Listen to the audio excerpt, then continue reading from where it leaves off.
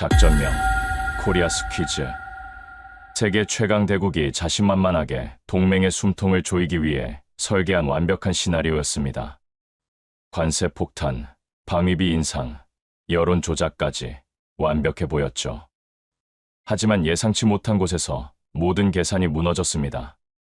미국이 통제할 수 있다고 믿었던 동맹, 그 국가는 이미 미국의 머리 위에 있었고 이미 세계의 중심이자 끝판왕이 되어 있었습니다. 보이지 않는 함정으로 거인의 발목을 부러뜨린 나라. 그 나라는 바로 대한민국입니다. 지금부터 그 놀라운 현장 속으로 들어가 보시죠. 미국에서 날아온 충격적인 이야기. 바로 시작합니다. 그리고 지금 어디에서 시청하고 계신지 댓글로 남겨주세요.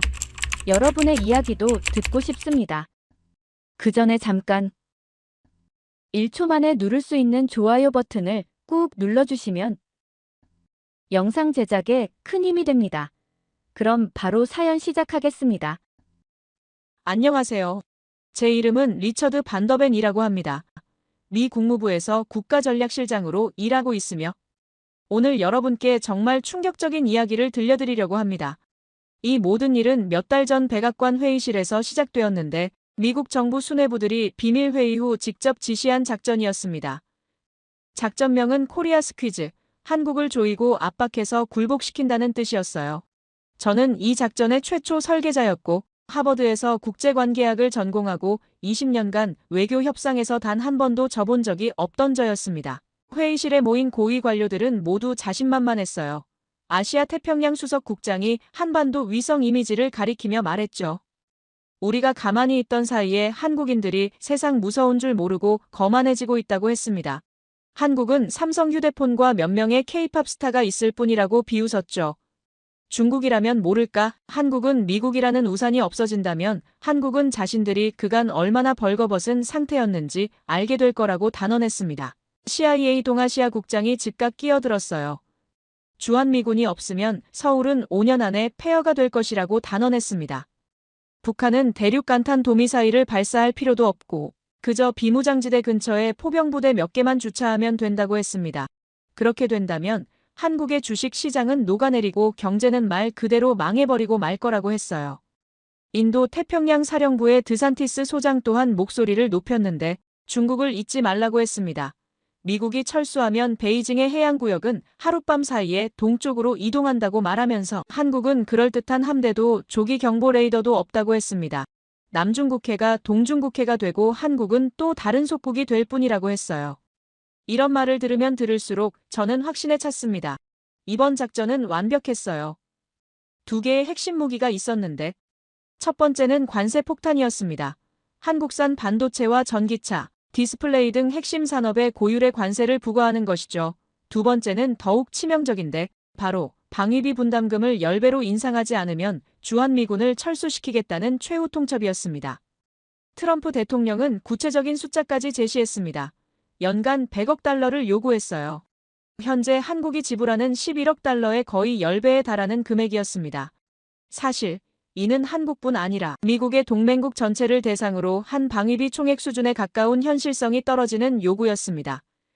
하지만 그것이 바로 우리의 원하는 의도였습니다. 불가능한 조건을 제시해서 한국을 굴복시키는 것이었죠. 재무부 담당자가 경제적 파급 효과를 설명했는데 미국이 철수를 발표하는 동시에 즉각적인 외국인 투자 철회가 예상된다고 했습니다. 한국의 국가 신용 등급이 하락하고 원화는 폭락할 거라고 했고 이 자본은 도쿄와 싱가포르로 유출될 것이라고 했어요. 미군이 없다는 것은 신뢰가 없다는 것을 의미한다고 했습니다. 외국인 투자자들은 신뢰 없이는 절대로 자신의 돈을 투자하지 않는다고 했습니다. 한국은 이틀 안에 협상 테이블로 돌아올 거라고 했어요. 한국인들은 감정적이라 금방 패닉에 빠질 거라고 했습니다. 그들에게는 선택의 여지가 없다고 했죠. 하지만 이틀이 지나도 한국 정부는 아무런 반응을 보이지 않았습니다. 사흘이 지나도 마찬가지였고 일주일이 지나도 한국은 묵묵부답을 유지하였습니다. 공식 성명도 없었고 비공식 접촉 시도도 없었습니다. 저는 처음에는 이를 충격으로 인한 무능이라고 해석했지만 마음속 불안감은 점점 커져만 갔어요. 반면 미국에서는 예상치 못한 일이 벌어지기 시작했는데 미국 전역에서 거센 역풍이 불기 시작한 것입니다. 관세 부과로 삼성 TV 가격이 699달러에서 1200달러까지 폭등했습니다.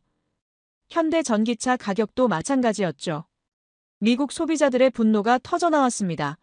뉴욕에 사는 어느 부부가 지역 기자에게 하소연했습니다. 작년에 옆집은 699달러에 산 삼성 TV와 같은 모델이 1200달러까지 올랐다고 했습니다. 이게 정상이냐고 물었고, 베스트바이 직원이 관세 때문에 가격이 올랐다고 설명했지만 왜 갑자기 이런 일이 생긴 건지 모르겠다고 했습니다. 더욱 심각한 문제가 터졌어요. 관세를 피해 미국산 제품으로 바꾼 소비자들이 품질 문제로 고통받기 시작한 것입니다. 시카고에 사는 데이비드 가족은 한국산 TV를 포기하고 미국산으로 바꾼 후 완전히 후회하고 있었습니다. 새로 산 TV가 벌써 세 번째 고장이 났다고 했습니다. 세 달에 한 번꼴로 문제가 생긴다고 했습니다. 예전 삼성 TV는 10년 동안 단 한 번도 고장 나지 않았는데 이건 뭐냐고 분노했죠. 기사의 한 부분을 보니 유능한 엔지니어 스티브 밀러는 전문가 입장에서 분석했고 한국 제품들은 부품 배치부터 회로 설계까지 완전히 다른 수준이라고 했습니다. 미국 제조업체들이 아직도 10년 전 기술로 만들고 있다고 했습니다. 솔직히 말하면 자신의 회사에서도 한국 부품을 많이 쓴다고 했습니다. 그래야 제품이 제대로 돌아간다고 했어요. 이때를 안 놓치고 주요 언론들이 움직이기 시작했는데 CNN에서 특집 프로그램을 방송했으며 정부의 섣부른 정책이 동맹을 해치고 자국민에게 피해를 주고 있다고 비판했습니다. 뉴욕타임스는 미국이 여러 나라와 무역협정을 재조정하면서 소비자들이 피해를 보고 있다고 보도했어요. 더욱 충격적인 사실이 드러났는데 미국 가전업체들이 지난 6개월 동안 워싱턴에 쏟아부은 로비 자금이 무려 2억 달러가 넘었다는 것입니다. 중심에는 한국 기업들을 견제하려는 구체적인 전략이 있었습니다. 하지만 관세 인상만이 아니었습니다. 체계적으로 한국 제품에 대한 부정적 여론을 조성하고 있었어요. 가짜 리뷰 작성과 온라인 커뮤니티 조작, 심지어 유명 유튜버들에게 돈을 주고 한국 제품을 깎아내리는 영상을 만들게 하는 것까지 포함되어 있었습니다. 소비자들을 완전히 바보로 보고 있는 것이었지만 더욱 충격적인 사실이 있었습니다. 이 모든 계획의 최종 목표는 단순히 한국 제품을 밀어내는 것이 아니었습니다. 미국 기업들이 그 자리를 차지하려는 것도 아니었습니다. 진짜 목적은 유럽 기업들에게 그 시장을 넘겨주는 것이었어요. 상무부의 제임스 윌슨 차관보와 만났을 때 그는 예상보다 솔직했습니다. 우리도 어쩔 수 없다고 했고 자국 산업을 보호하는 게 정부의 의무라고 했지만 표정에서 뭔가 찜찜함이 느껴졌습니다. 제가 직설적으로 물어봤습니다. 정말 자국 산업 보호가 목적이냐고 했습니다. 그럼 왜 다른 나라가 아닌 한국만 콕 집어서 압박하느냐고 했습니다. 윌슨 차관보가 잠시 말을 멈췄습니다. 그러더니 조심스럽게 입을 열었어요. 솔직히 말하면 한국 기업들이 너무 잘해서 문제라고 했습니다. 미국 기업들이 경쟁이 안 된다고 했어요. 그래서 좀 견제를 해야 한다는 압력이 있다고 했습니다. 이건 단순한 무역 문제가 아니고 기술 패권 싸움이라고 했어요. 한국이 너무 빨리 성장해서 우리가 위기감을 느끼고 있다고 했습니다. 특히 반도체와 디스플레이 분야에서는 이미 우리를 앞지르기 시작했다고 했죠. 미국 국무부 일부에서는 한국을 가장 위험한 경쟁자라고 부르고 있다고 했으며 중국처럼 노골적이지도 않고 일본처럼 과거에 얽매이지도 않는다고 했습니다. 그래서 더 위험하다고 했죠. 조용히 우리를 추월하고 있다고 말입니다. 그래서 지금 아니면 늦는다는 판단이 있었다고 했어요. 이 모든 것이 계획된 일이었습니다. 관세 인상과 여론 조작, 그리고 품질 의혹 제기까지 모든 것이 한국의 기술력을 견제하려는 체계적인 전략이었어요. 하지만 최종 목표는 더욱 기가 막혔습니다. 실제로는 미국 기업들도 한국만큼 좋은 제품을 만들 수 없다는 걸 알고 있었습니다. 그래서 한국을 밀어낸 자리에 중국 기업들을 끌어들이려는 계획이었습니다. 적어도 중국은 정치적으로 통제가 가능하다고 생각하고 있었습니다. 저는 분노가 치밀어 올랐습니다. 미국 소비자들은 비싼 돈 주고 품질 떨어지는 제품을 사야 하고 한국 기업들은 억울하게 시장에서 밀려나고 결국 득을 보는 건 중국 기업들 뿐이었습니다. 이게 정말 미국의 국익에 도움이 되는 일인지 의문이 들었습니다. 하지만 저는 이 모든 것을 그때까지만 해도 사소한 잡음으로 치부했는데 언론의 비판도 소비자들의 불만도 일시적인 현상일 뿐이라고 생각했어요. 한국은 결국 굴복할 수밖에 없을 것이라고 확신했습니다. 그래서 저는 직접 한국에 가서 압박의 수위를 높이기로 결심했어요. 이제 현장에서 직접 한국 정부를 상대해야 할 때가 왔다고 생각했습니다. 한국으로 출발하기 일주일 전 저는 런던 주재 동료인 데미안 더프와 안부 인사 전화를 하고 있었습니다. 데미안은 같은 하버드 대학교 동기로서 10년 넘게 알고 지낸 동료로 미국에 대한 자부심이 누구보다 강한 사람이었죠. 그런 데미안과 업무 이야기를 하던 중 자연스럽게 날씨 얘기가 나왔어요. 거기 날씨는 어떠냐고 물어봤더니 데미안의 목소리가 갑자기 절망적으로 변했습니다. 리처드, 여기는 정말 지옥이라고 표현을 했습니다. 40도 육박하면서 유럽 전체가 마비 상태라고 했습니다. 파리도 베를린도 모두 마찬가지라고 했고 지하철 철로가 녹아내리고 공항 활주로가 갈라져 버렸다고 했습니다. 데미안이 묘사한 유럽의 상황은 참혹했는데 에어컨이 나오는 곳은 극히 한정적이어서 사람들이 몰려든다고 했습니다. 카페나 상점에 들어가려면 긴 줄을 서야 하고 물 한 병 사 먹는 것도 쉽지 않다고 했죠. 공중 화장실은 찜통 같아서 들어갈 수도 없는 상황이라고 했어요. 그때 저는 곧 한국에 출장을 간다고 말했습니다. 그러자 데미안이 갑자기 목소리 톤이 바뀌었습니다. 한국말이냐고 물었습니다. 그러더니 뜻밖의 말을 했어요. 리처드, 한국은 완전히 다를 거라고 했습니다. 자신이 작년에 한국을 가봤는데 유럽보다 훨씬 좋았다고 했습니다. 여름인데도 어디든 쾌적하고 시원했다고 했어요. 저는 깜짝 놀랐습니다. 평소 미국 외의 모든 것을 깔보던 데미안이 이런 말을 할 줄은 몰랐어요. 다시 한번 정말이냐고 물어봤더니 데미안이 확신에 찬 목소리로 대답했습니다. 정말이라고, 한국은 여름 대비가 완전히 다른 수준이라고 했습니다. 도시 전체가 하나의 거대한 냉방 시설 같다고 했습니다. 미국보다도 편리하고 체계적이라고 했어요. 저는 의아했습니다. 다른 사람도 아니고 미국에 대한 자부심이 그렇게 높은 데미안이 이런 말을 할 수 있을까 싶었죠. 혹시 한국 정부의 로비를 받은 건 아닐까 하는 의심까지 들었지만 데미안의 목소리에는 진심이 담겨 있었습니다. 당신이 한국을 완전히 잘못 알고 있다고 했습니다. 가서 직접 보면 깜짝 놀랄 거라고 했어요. 전화를 끊고 나서도 데미안의 말이 계속 머릿속을 맴돌았는데 정말 한국이 그렇게 대단할까 하는 의구심이 들었습니다. 하지만 동시에 더욱 확신이 섰습니다.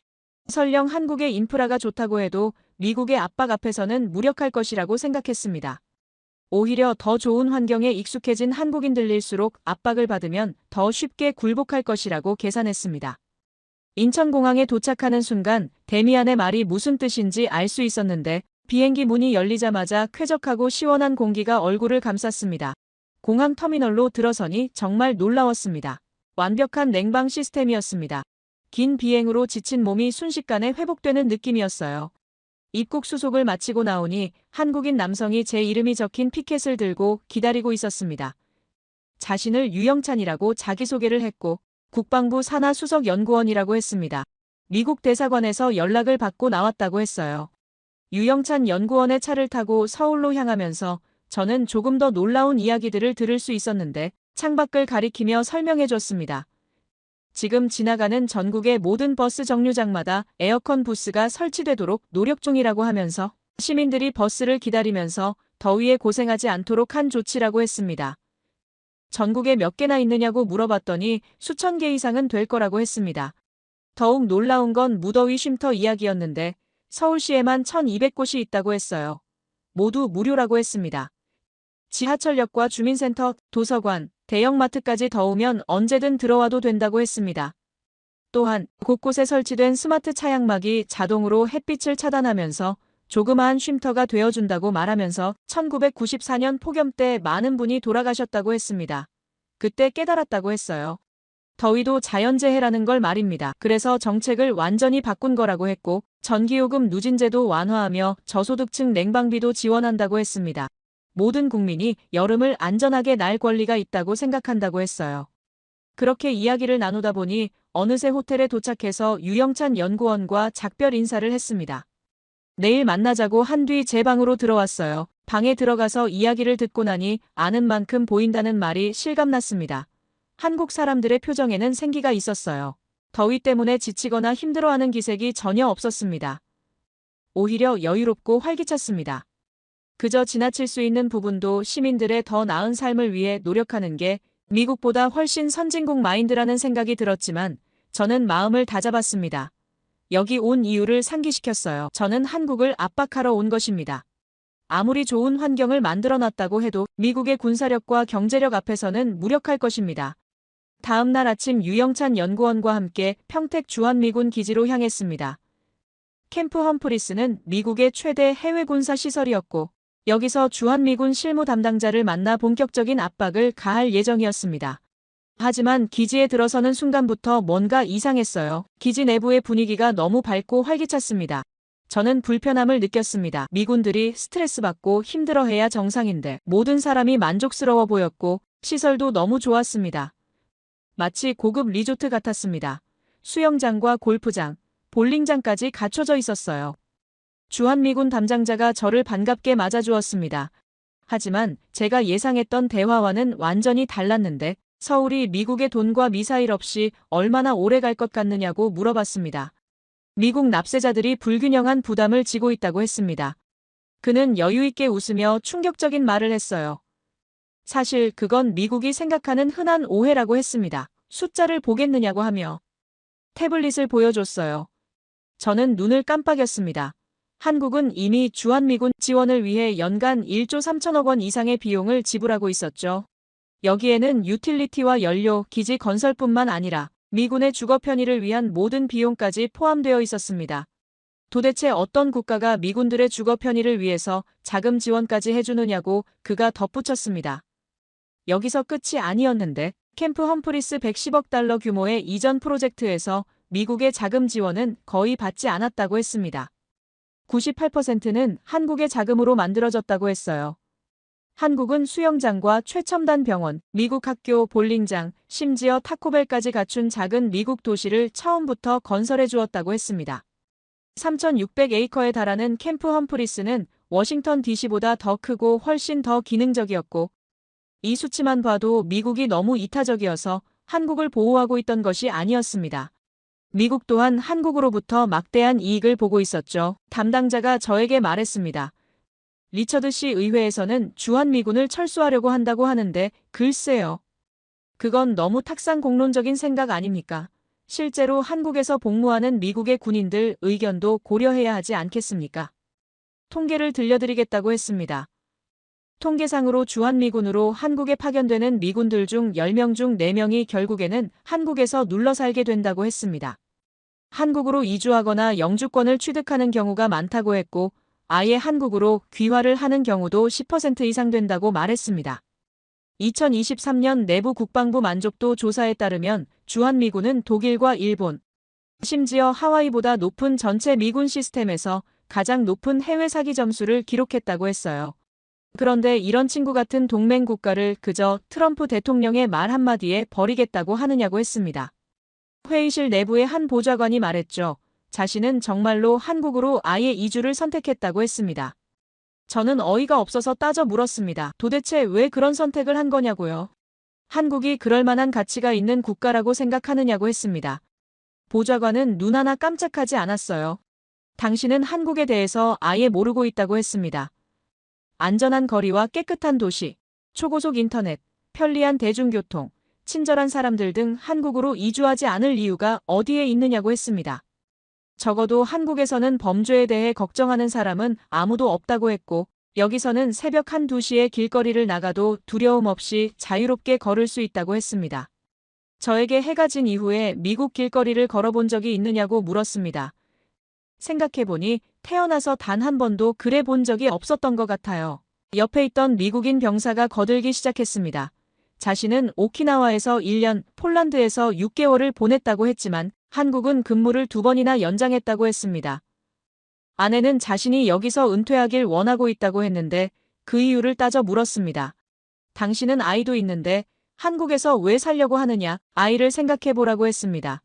그러자 병사가 충격적인 말을 해왔어요. 한국은 학교 총격 사건도 없고 거리에 약물도 없고 밤에 총성도 없으며 이웃들은 서로를 신뢰한다고 했습니다. 학부모 참관 수업에 가면 모르는 학생들이 자신에게 고개를 숙이며 인사를 한다고 했습니다. 자신이 깜빡하고 카페에 휴대폰을 두고 올 때면 그 휴대폰은 카운터에서 자신을 기다리고 있다고 했습니다. 아이가 이런 국가에서 사는 것과 미국에서 사는 것 중 어떤 아이가 더 올바르게 성장할까요? 라고 물었습니다. 하지만 저는 이것만으로는 충분하지 않다고 생각했습니다. 한국의 진짜 약점을 찾아야 했습니다. 다음 스케줄은 꼭 찾겠노라 다짐하고 충격을 뒤로 한 채 국방과학연구소로 향했습니다. 여기서 한국의 방산 기술 수준을 직접 확인하고 압박할 계획이었습니다. 과연 한국이 미국 없이 자체 방어가 가능한지 확인해야 했습니다. 그러나 국방과학연구소에서 본 한국의 방산 기술은 저의 모든 상식을 뒤엎어 놓았어요. 솔직히 이곳에서만큼은 한국이 오히려 제게 당황감을 주는 일은 없을 것이라고 생각했습니다. 만약 누군가 워싱턴에서 저에게 한국이 미국보다 우수한 무기를 개발하고 있다고 말했다면 저는 비웃었을 것입니다. 방산 기술력에 있어서 한국은 미국의 경쟁자도 안 되는 국가라고 생각했죠. 하지만 한국이 전적으로 설계하고 개발한 스텔스 기능을 갖춘 KF-21 보라매를 봤을 때 제 상식은 무너져 내렸습니다. 한국이 스텔스 기술을 개발해냈다는 것입니다. 스텔스 기술은 최첨단 기술을 가진 분야의 최선두에 있는 국가에서나 개발할 수 있는 기술입니다.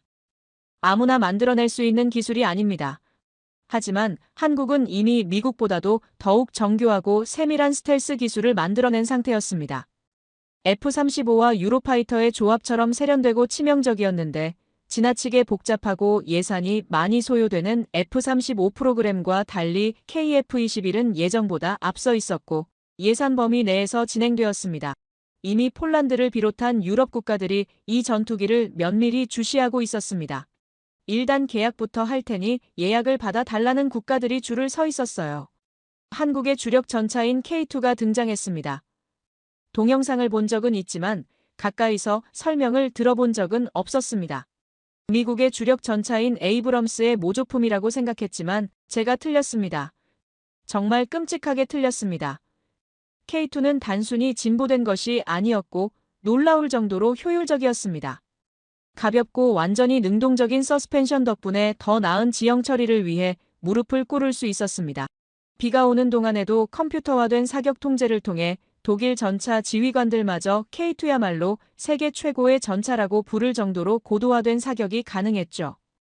유 연구원이 말했습니다. 한국은 2022년과 2023년에 폴란드에 1000대를 판매했고 입찰 과정에서 미국과 독일, 프랑스를 이겼다고 말하면서 현재는 미국조차 자국의 국방 시스템에 한국산 전차를 도입할까 고민 중이라고 했습니다.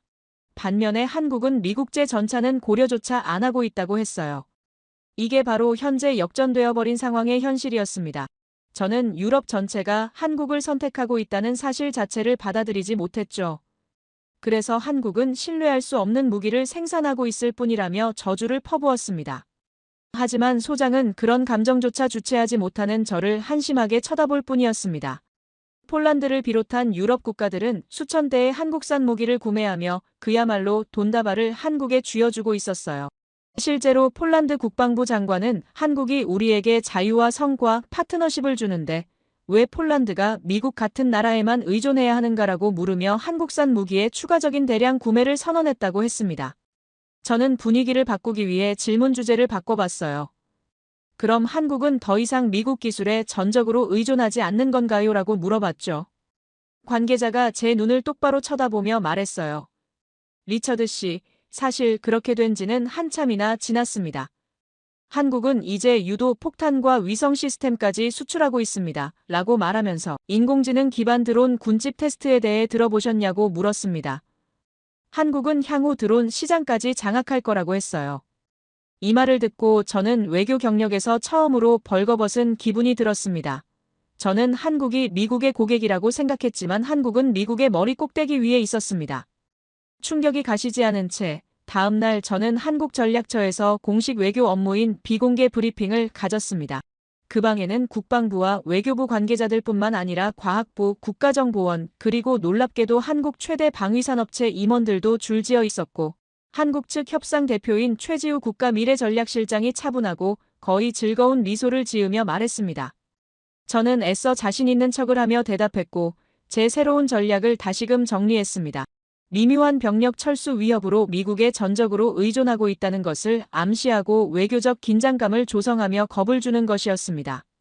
한국의 안보는 미국의 지속적인 약속에 달려 있지만 그것이 당연하게 여겨진다면 한국의 방어는 장담할 수 없게 되겠다고 말했습니다. 그러나 단 5분 후 저는 다음 말을 이어갈 수가 없었는데 그 이유는 한국인 분석관이 노트북을 열고 보안 시각 브리핑을 활성화하는 순간 방해 분위기가 반전되었기 때문입니다. 먼저 지도가 있었습니다. 한반도에서 시작된 레이더와 위성 감시의 동심원 고리가 비무장지대뿐만 아니라 중국 동북부 지방, 동해, 전체 러시아 극동 일부까지 뻗어 있는 고리를 보여주었어요. 이것이 바로 우리가 태평양 비전이라고 부르는 것입니다. 라고 최지우 실장이 말했고 계속해서 새로운 슬라이드를 클릭하며 말했습니다. 여기 한국에서는 2000km 이내의 모든 군함과 항공기, 위성통신을 감시할 수 있습니다. 다른 어떤 미국 동맹국도 이 범위를 감시할 수 없다고 했어요. 미국의 위성이 없으면 북한과 중국의 한국 침략 움직임을 관찰할 수 없을 거라며 협박하려고 하셨다고 했습니다. 몇 년 전이라면 그 협박이 통했을지도 모르겠지만 지금은 한국도 미국 못지않은 정교한 위성 감시 시스템을 개발했고 북한과 중국, 그리고 다른 잠재적 위험 국가들의 움직임을 실시간으로 확인할 수 있다고 했습니다. 일본도 못한다고 하냐고 물어봤는데 일본은 지상의 심층 침투 레이더와 전자식 대응 삼각 측량 능력이 부족합니다. 하지만 한국은 둘 다 제공한다고 했습니다. 더욱 충격적이었던 점은 따로 있었어요. 오산 공군기지와 군산, 캠프 험프리스는 인도 태평양 전역의 미공군 전진 배치 임무의 43% 이상을 함께 수행한 상태였습니다. 사실상 한국은 미국의 영토인 괌보다도 더 중요한 곳이었고 일본 오키나와는 언급하는 건조차 민망할 정도였죠. 만약 한국이 없다면 미국은 알래스카나 필리핀을 통해 전략 폭격기 경로를 변경해야 할 것입니다. 이는 임무당 6에서 8시간이 추가될 것이고 이걸 현대전쟁에 대입해본다면 그냥 스스로 바닷속으로 뛰어드는 미친 행위라고 할 수 있다고 했습니다. 작년에 한국이 미국을 대신해 얼마나 많은 사이버 공격을 차단했는지 아십니까? 라고 물었습니다. 북한과 중국의 미국을 향한 사이버 공격은 한국이 대부분 차단해 주었습니다. 한국이 없었다면 미국은 백악관마저 안전하지 못했을 것이라고 했습니다. 1억 7,400만 건이라고 했습니다.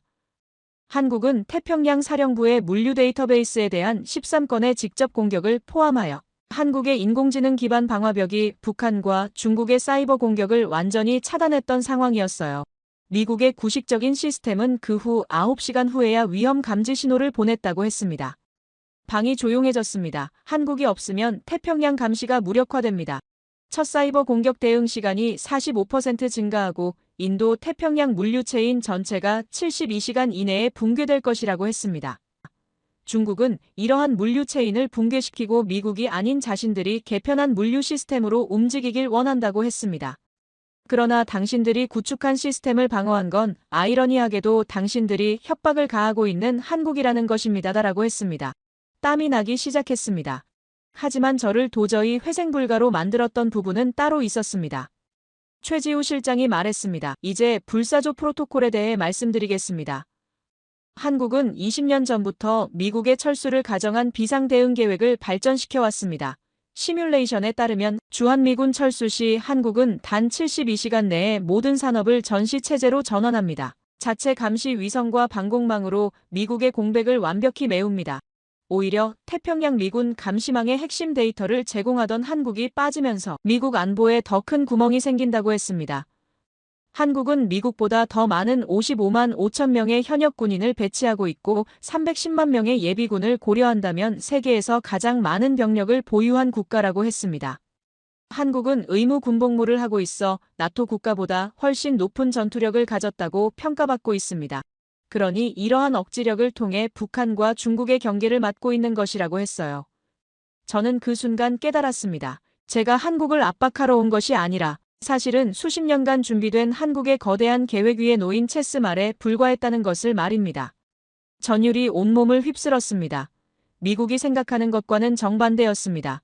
한국이 미국에 의존하는 것이 아니라 미국이 한국에 의존하고 있었던 것입니다. 모든 것이 실패했음을 깨달은 저는 망연자실한 채 귀국했습니다. 미국으로 돌아가는 비행기 안에서 저는 창밖만 바라보며 복잡한 생각에 빠져 있었습니다. 과연 이 모든 경험을 어떻게 보고해야 할까? 너무 한국을 찬양하는 것처럼 보일까? 아니면 미국을 비판하는 것처럼 받아들여질까 정말 고민이 많았습니다. 백악관에 돌아가 자신이 한국에서 보고 겪은 모든 것을 보고하며 코리아 스퀴즈 작전의 즉각적인 중단을 요청했습니다.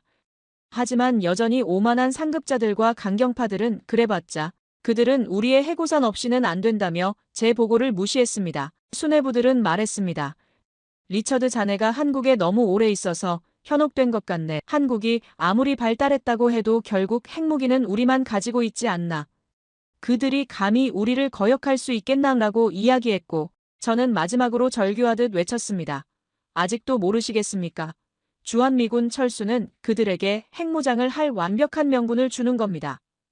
그들의 기술력이라면 10년이 아니라 단 6개월 안에 미국도 통제할 수 없는 완벽한 핵무기를 손에 넣을 겁니다.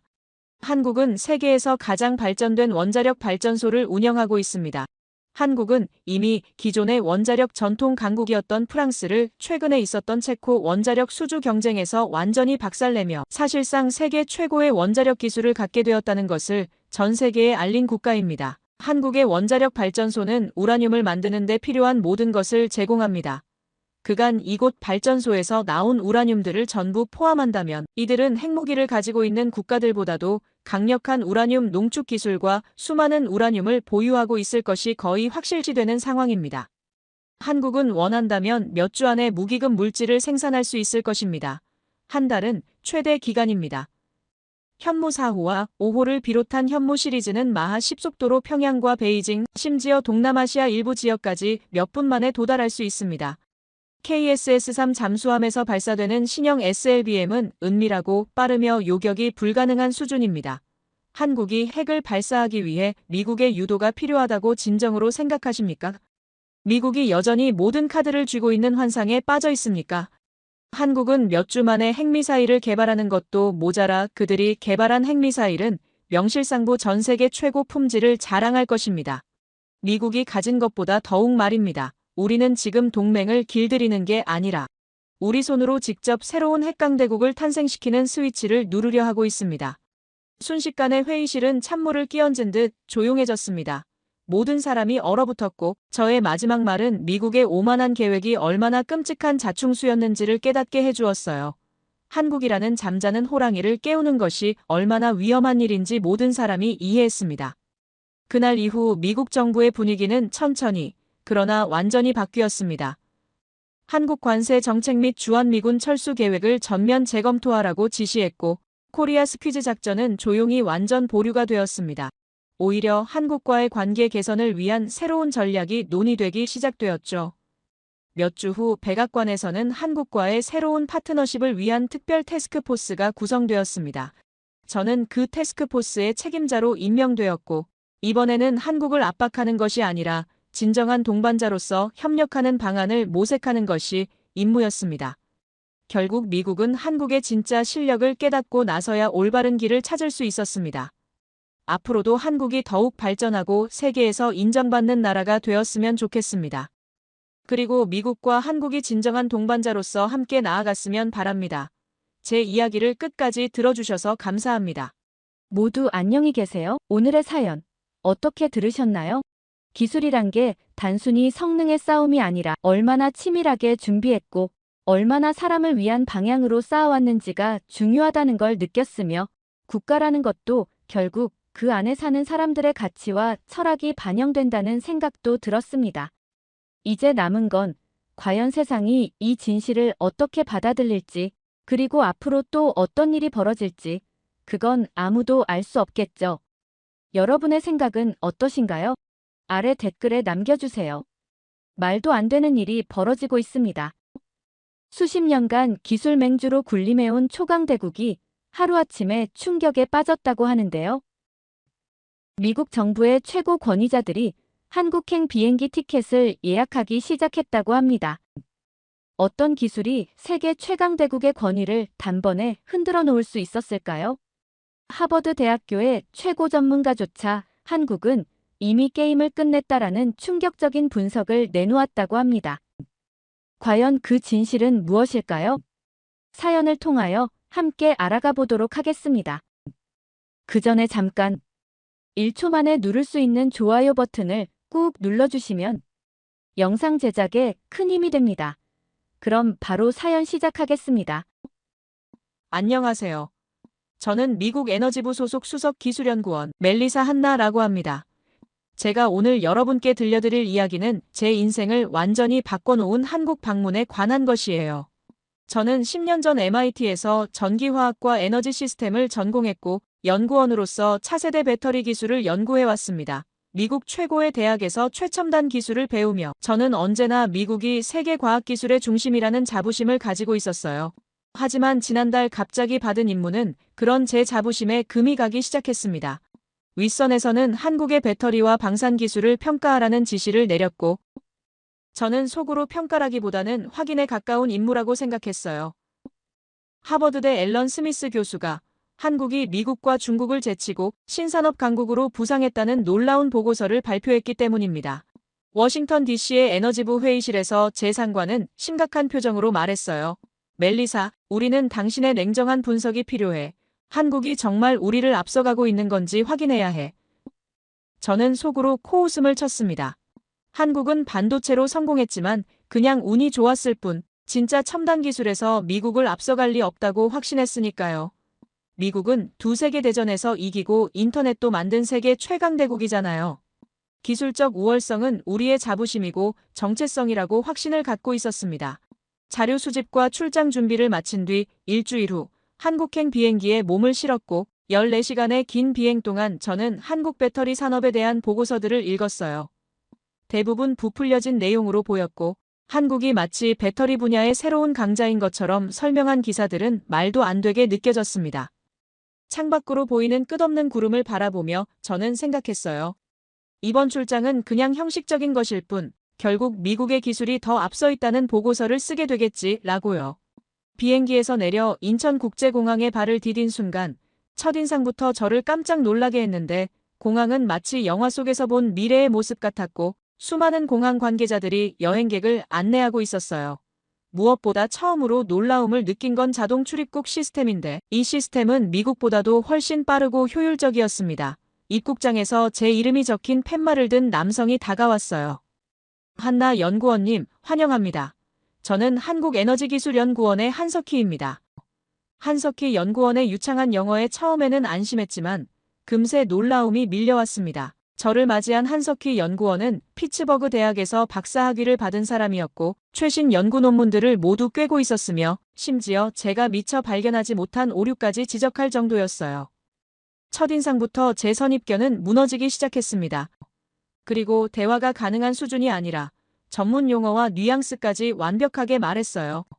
공항에서 나와 차에 타면서 한석희 연구원은 제게 물었습니다. 혹시 맥켄지와 윌리엄스의 차세대 리튬황 배터리의 안정성 문제 논문을 읽어보셨나요? 저는 눈이 동그래졌어요. 그 논문은 불과 2달 전에 나온 아주 전문적인 연구였습니다. 네, 읽었어요. 정말 재미있는 접근법이었죠. 제가 답하자 한석희 연구원은 웃으며 말했습니다. 저희는 그들이 말한 전해질 불안정성 문제를 이미 해결 단계에 도달했습니다. 다음 달 국제학술지에 발표할 예정입니다. 저는 그 말이 믿기지 않았어요. 미국 최고 연구진이 겨우 문제를 찾아낸 단계인데 벌써 해결책까지 찾았다니 경악을 금치 못하였습니다. 인천공항을 빠져나와 최첨단 도시 풍경을 감상하며 한석희 연구원의 한국의 배터리 산업에 대해 설명을 들었습니다. 한국은 지리적 특성상 자원이 거의 없습니다.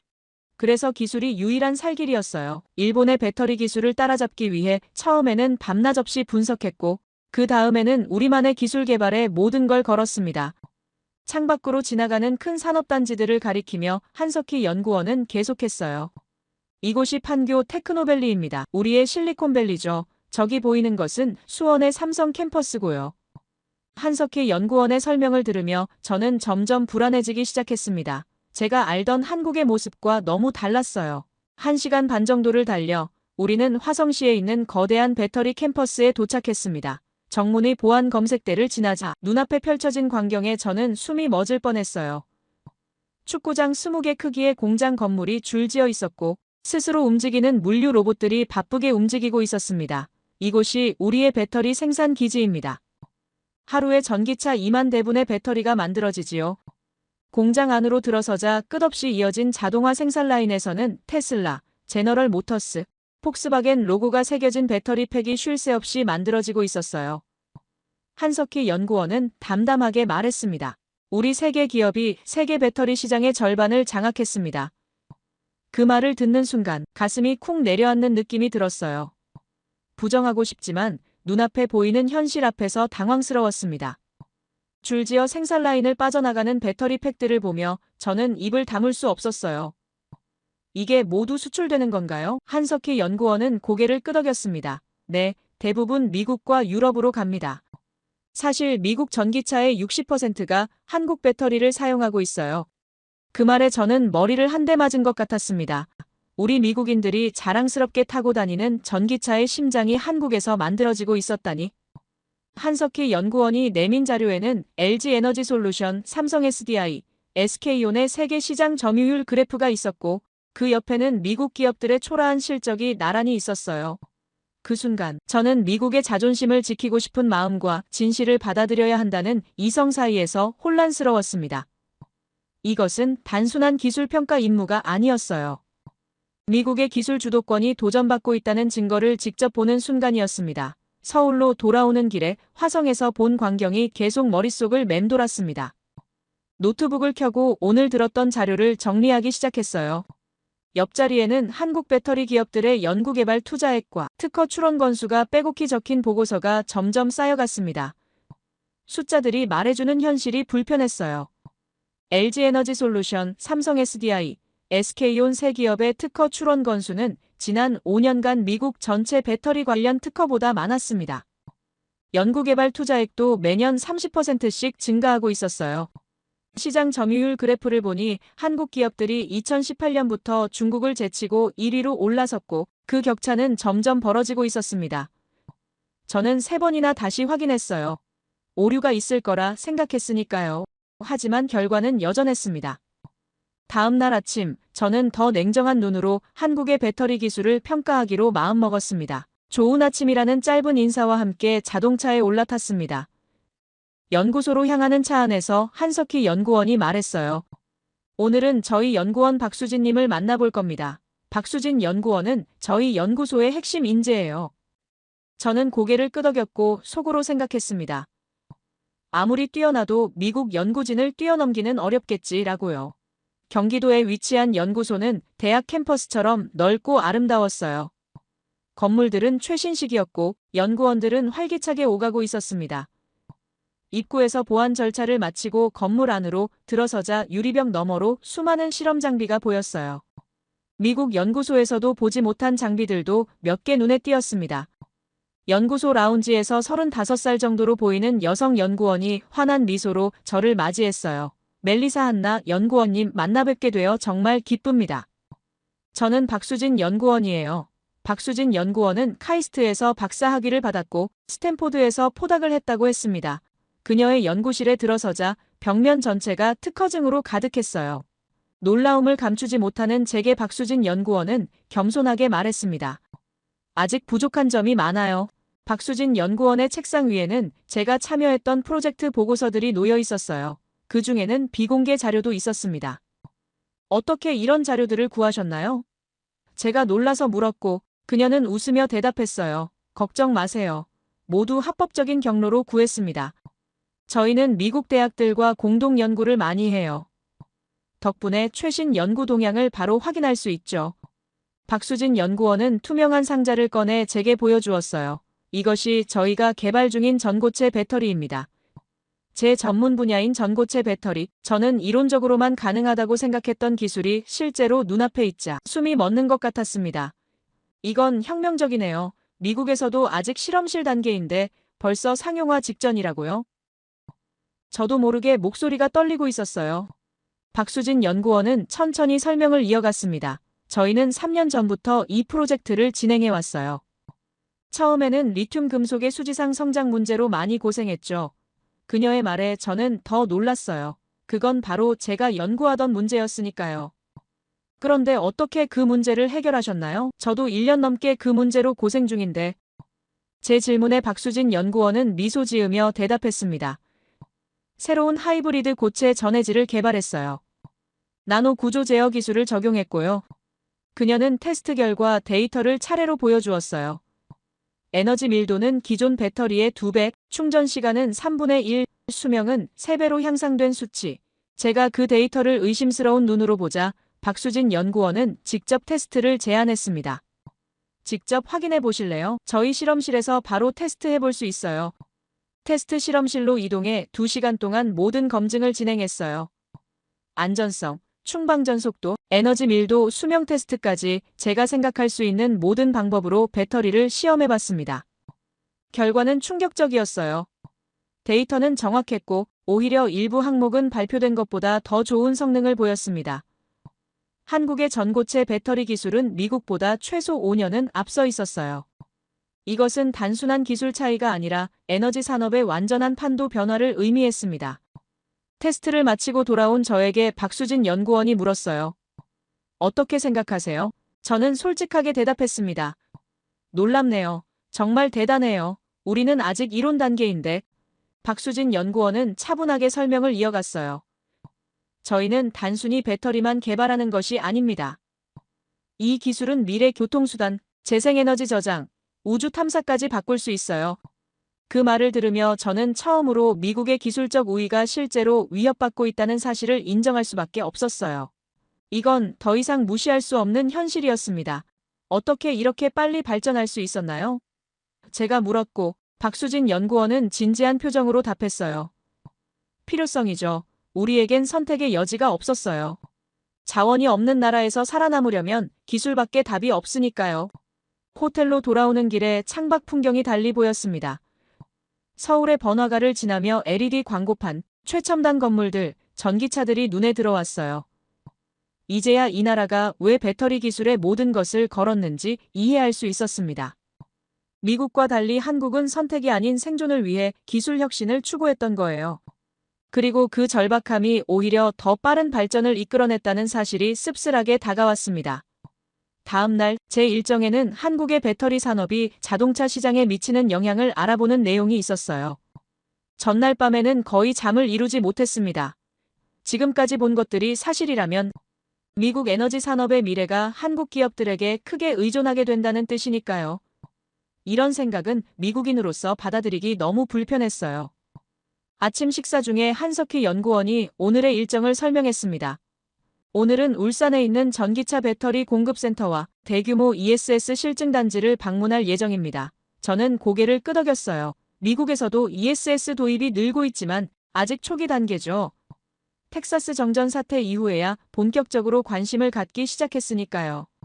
한석희 연구원이 웃으며 말했습니다. 한국은 이미 5년 전부터 대규모로 구축해왔어요. 신재생 에너지 확대 정책과 맞물려 정부 차원에서 적극 지원했거든요. 울산으로 향하는 기차 안에서 한석희 연구원은 태블릿을 꺼내 글로벌 자동차 시장 동향을 보여줬는데요. 지금 세계 자동차 시장은 엄청난 변화를 겪고 있습니다. 2030년까지 신차의 60%가 전기차가 될 거예요. 화면에는 전기차 점유율이 가파르게 상승하는 그래프가 보였습니다. 그런데 이 전기차 혁명의 핵심이 바로 배터리죠. 저는 전문가로서 비교 관점에서 질문했어요. 미국은 테슬라를 중심으로 배터리 기술을 개발하고 있는데 한국은 어떤 차별점이 있나요? 또 중국이나 일본과 비교했을 때 한국만의 강점은 무엇인가요? 한석희 연구원은 기다렸다는 듯이 설명을 시작했습니다. 테슬라는 혁신적이지만 대량 생산에 한계가 있어요. 중국은 가격 경쟁력이 강하지만 안전성과 수명에서 약점이 있고요. 작년에 중국산 배터리 화재 사고로 리콜된 차량만 10만 대가 넘었죠. 일본은 안전하지만 고비용 구조와 생산 확장성에 문제가 있습니다. 반면 한국은 안전성, 성능, 가격의 균형을 완벽하게 맞췄어요. 울산에 도착해 우리는 먼저 거대한 물류센터를 방문했어요. 건물 안에 들어서자 끝없이 늘어선 배터리 팩들이 눈앞에 펼쳐졌습니다. 바코드로 분류된 배터리들은 전 세계 자동차 제조사별로 정리되어 있었어요. 테슬라, 폭스바겐, BMW, GM, 포드, 현대자동차까지 모든 주요 자동차 브랜드가 있었습니다. 담당자의 설명이 이어졌어요. 이곳에서 매월 30만 대분의 전기차 배터리가 전 세계로 출하됩니다. 테슬라 모델 Y와 모델 3에 들어가는 배터리의 상당 부분도 이곳에서 공급하고 있어요. 저는 눈썹을 찡그렸습니다. 테슬라도 한국 배터리를 사용한다고요? 자체 생산하는 줄 알았는데 담당자가 답했어요. 자체 생산도 하지만 수요를 따라가지 못해서 저희 배터리도 상당량 사용합니다. 특히 유럽과 아시아 시장용 모델이에요. 제가 아는 미국 기업들의 현황과 비교하며 질문했어요. 미국의 배터리 스타트업들도 많은 투자를 받고 있는데 한국 기업들은 이런 신생 기업들의 도전을 어떻게 보고 있나요? 담당자는 자신감 있게 대답했습니다. 저희는 그들의 기술력을 존중합니다. 하지만 배터리는 기술뿐 아니라 대규모 생산 경험과 안전성 검증이 핵심이에요. 이 두 가지는 시간을 단축할 수 없습니다. 미국 스타트업들의 혁신적 기술이 실제 양산까지 가려면 최소 3년에서 5년이 더 필요할 거예요. 대화를 나눌수록 한국의 기술력과 함께 미래지향적이라는 생각을 갖게 되었습니다. 점심 식사 후 우리는 전남 고창에 있는 ESS 실증단지로 이동했어요. 차창 밖으로 끝없이 펼쳐진 태양광 패널들이 보였습니다. 그 옆에는 축구장 크기의 건물이 있었어요. 저는 미국의 유사시설과 비교하며 물었습니다. 미국 캘리포니아 모스랜딩의 테슬라, ESS 시설과 비교하면 어떤가요? 한석희 연구원이 자랑스럽게 대답했어요. 용량은 비슷하지만 에너지 밀도는 저희가 30% 높고 설치 면적은 40% 적습니다. 효율성 면에서 확실한 우위가 있죠. 실증단지에서 보니 수천 개의 배터리 팩이 정교하게 연결되어 있었어요. 담당자가 설명했습니다. 이 시스템으로 하루 동안 2만 가구가 사용할 수 있는 전력을 저장할 수 있어요. 한국전력과 함께 전국 각지에 이런 시스템을 구축하고 있습니다. 그리고 더 놀라운 정보가 이어졌어요. 미국 캘리포니아, 텍사스, 하와이주에도 저희 ESS가 설치되고 있어요. 특히 텍사스 정전 사태 이후 미국 전력 회사들의 문의가 폭증했습니다. 단지 내 회의실에서 저희는 배터리 기술의 확장성에 대한 발표를 들었는데요. 배터리 기술은 이제 전기차와 ESS를 넘어 새로운 산업으로 확장되고 있습니다. 스크린에는 전기 비행기, 전기 선박 로봇, 우주 장비 이미지가 차례로 나타났어요. 도심 항공 모빌리티, 일명 플라잉 카는 이미 시험 비행 중이고 2030년 상용화가 목표입니다. 이 모든 것의 핵심은 고효율 배터리죠. 여기서 특히 놀라웠던 것은 나사와의 협력 프로젝트였는데요. 저희 배터리 기술은 나사의 여러 우주 프로젝트에도 활용되고 있습니다. 특히 극한 환경에서도 안정적인 저희 배터리는 우주 탐사에 이상적이죠. 화면에는 나사 관계자들과 한국 연구진의 회의 사진이 보였어요. 사진 속에는 제가 아는 나사 연구원들도 있었습니다. 그들이 한국 기술을 배우러 온 것이 신기했어요. 저는 깊은 생각에 잠겼어요. 미국, 중국, 일본 모두 한국을 과소평가했던 것 같았습니다. 일본은 기술력으로, 중국은 규모로, 미국은 혁신으로 세계를 주도한다고 자부했지만 한국은 그 모든 것을 조용히 흡수하고 발전시켜 새로운 강자로 떠오르고 있었어요. 특히 미국이 집중하지 않았던 배터리 분야에서 말이죠. 창밖으로 흐르는 불빛들을 바라보며 저는 생각했습니다. 미국이 인터넷과 소프트웨어로 20세기를 지배했다면 한국은 배터리로 21세기 에너지 혁명을 주도할지도 모르겠다고요. 그리고 그 변화는 이미 눈앞에서 일어나고 있었습니다. 제가 알던 세계 기술 지도가 바뀌고 있었는데 이 중요한 사실을 워싱턴에 어떻게 보고해야 할지 밤새 고민했어요. 다음 날 아침 제 일정표에는 한국 방위산업 기술 현황 파악이라고 적혀 있었어요. 솔직히 처음에는 의아했습니다. 배터리 기술과 방산산업이 무슨 관련이 있나 싶었거든요. 한석희 연구원은 아침 식사 중에 이렇게 설명했어요. 오늘은 특별한 분을 만나실 겁니다. 정성훈 박사님은 방위사업청 국제협력관으로 한국 방산 수출 전략을 총괄하시는 분이세요. 전날 밤 저는 워싱턴에 중간 보고서를 보냈습니다. 미국 본부의 반응은 완전 충격 그 자체였어요. 확인해 주세요. 정말 한국이 그렇게 앞서 있다는 겁니까? 제 상관의 목소리에는 의심과 불안이 가득했습니다. 저는 제가 직접 보고 확인한 내용만 전달했어요. 네, 확실합니다. 그리고 내일 한국의 방산 기술까지 살펴볼 예정입니다. 대전에 위치한 방위사업청으로 향하는 KTX 고속열차 안에서 저는 정성훈 박사에 대한 자료를 읽었어요. 그는 MIT에서 국제안보학 박사학위를 받은 후 미 국방부 자문위원으로 활동한 이력이 있더군요. 미국에서 최고의 경력을 쌓은 사람이 왜 한국으로 돌아왔을까? 저는 이런 생각을 하며 창밖을 바라봤습니다. 방위사업청 본관 회의실에서 정성훈 박사가 저를 반갑게 맞이했어요. 멀리서 오신다고 고생 많으셨습니다. 오늘 한국방산의 현 주소를 솔직하게 공유해드리겠습니다. 그는 키가 크고 자신감이 넘치는 사람이었어요. 회의실 테이블에는 이미 두꺼운 발표 자료집이 준비되어 있었습니다. 정성훈 박사의 프레젠테이션은 K9 자주포부터 시작됐어요. 이 자주포는 현재 세계 최고의 성능을 자랑합니다. 특히 핵심은 배터리 시스템이죠. 화면에 나온 도표는 제가 전날 본 배터리 기술과 놀랍도록 유사했어요. 이건 민간 배터리 기술을 군사용으로 발전시킨 건가요? 제가 물었고 정 박사는 고개를 끄덕였습니다. 맞습니다. LG에너지솔루션의 기술을 국방과학연구소가 군사 환경에 맞게 개조했죠. 이게 가능한 건가요? 미국에서는 민간과 군사기술 개발이 완전히 분리되어 있는데 제가 놀라서 물었어요. 정 박사는 미소를 지으며 대답했습니다. 그게 바로 저희의 강점입니다. 민간 기술과 군사 기술의 경계를 허문 겁니다. 배터리 연구소에서 개발한 기술이 곧바로 방산에 적용되고 방산에서 발전된 기술이 다시 민간으로 흘러들어가는 선순환 구조를 만들었어요. 프레젠테이션은 계속해서 한국형 전투기, K2 전차 레드백 장갑차, 천국 미사일 시스템으로 이어졌어요. 모든 무기 체계에는 한 가지 공통점이 있었습니다. 바로 한국의 첨단 배터리 기술이 핵심이라는 점이었어요. 저는 완전 소름이 돋았습니다. 이런 통합적 접근은 미 국방부도 시도하고 있지만 아직 성공하지 못한 영역이었으니까요. 점심 식사 중에 정 박사가 놀라운 소식을 전했어요. 최근 폴란드와 20조 원 규모의 방산 계약을 체결했습니다. K2 전차 400여 대, K9 자주포 500대 이상, FA-50 경공격기 48대를 수출했어요.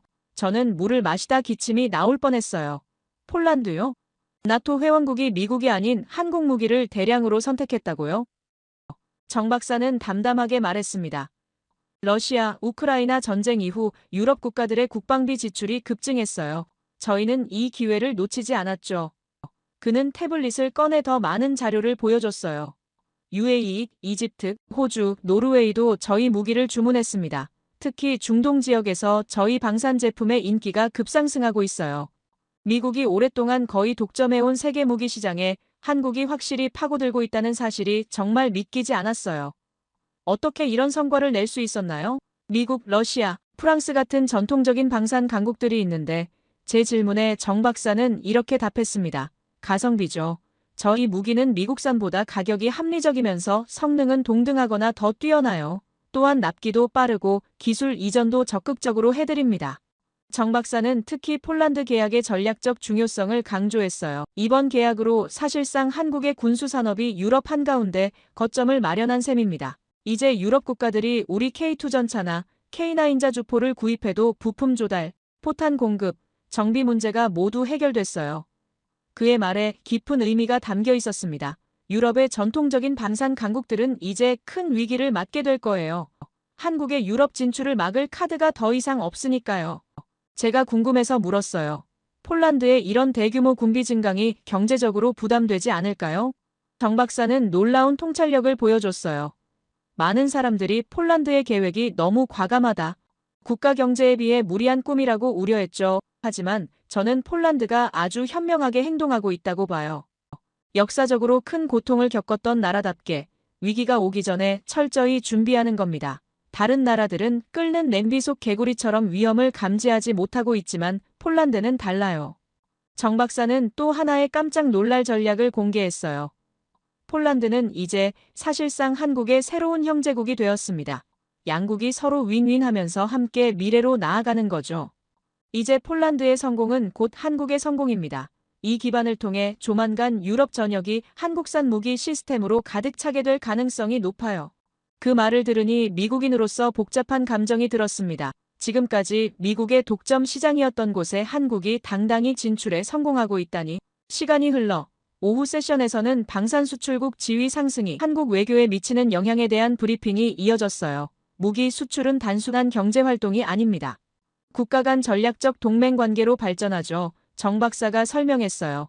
폴란드와의 계약 이후 양국 관계가 획기적으로 발전했어요. 에너지, 인프라, 문화 교류까지 확대되고 있습니다. 그 말에 제 머릿속에서 번쩍 아이디어가 떠올랐어요. 방산 협력이 배터리 산업에서의 협력으로 이어지고 그것이 다시 새로운 시장 개척으로 확장되는 선순환. 한국은 이미 그런 전략을 실행하고 있었던 거예요. 그럼 방산 수출이 배터리 산업의 해외 진출에도 도움이 되나요? 제가 물었고 정 박사는 빙그레 웃으며 답했어요. 물론입니다. 폴란드에 판매한 무기 시스템의 배터리 교체와 유지 보수 시장만 해도 상당한 규모죠. 게다가 K2 전차와 K9 자주포의 배터리 교체 주기는 3년이에요. 그 시장만 해도 어마어마합니다.